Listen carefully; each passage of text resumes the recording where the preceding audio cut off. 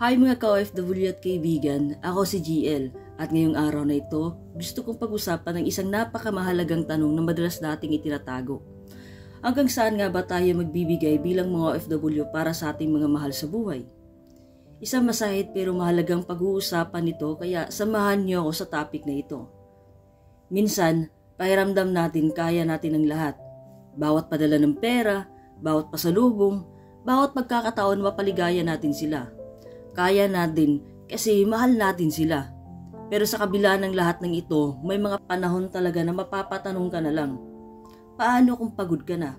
Pwede bang huminto? O pwede bang humindi? Pero paano kung sa isang paghindi mo, lahat ng naibigay mo, lahat ng sakripisyo mo, ay mababaliwala na lang ito?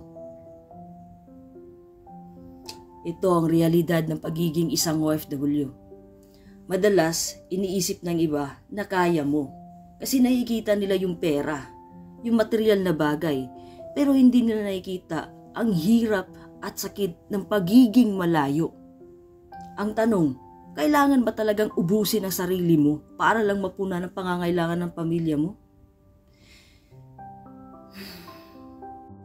Minsan, karamdam natin kung hindi tayo magbibigay, parang kasalanan sa kanila. Parang mawawala ang halaga ng kabutihan na ginawa natin. Pero sa totoo lang, hindi natin kailangan isakripisyo ang lahat. Hindi natin kailangan ubusin ang sarili natin. Ang pagmamahal ay hindi nasusukat sa material na bagay lang, kundi sa kung paano tayo tumatayo para sa sarili natin at sa kanila. Sa bawat isa sa atin na OFW, may limitasyon tayo. At dapat lang natin itong yakapin.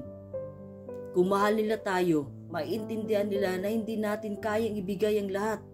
At hindi natin kailangan ibigay ang lahat para lang patunayan na mahal natin sila. Sa bandang huli, mahalaga rin ang pangangalaga sa sarili natin.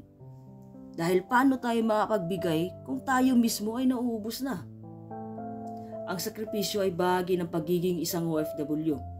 Pero hindi ibig sabihin na dapat tayo ang mawala ng lahat. Ang tunay na pagmamahal ay pagtanggap sa bawat isa. Hindi sa kung gaano karami ang naibigay, kundi sa kung gaano kalalim ang pag-unawa at suporta sa isa't isa. Maraming salamat sa iyong panunood. Mga ka-OFW at kaibigan, kung kayo rin ay may karanasan o salubin tungkol sa paksang ito, feel free na mag-comment sa ibaba. Ibahagi natin ang ating kwento sa isa't isa at kung nagustuhan niyo ang video na ito, huwag kalimutang i-like at i-follow niyo ako at i-share niyo pa sa marami pang OFW at mga mahal natin sa buhay.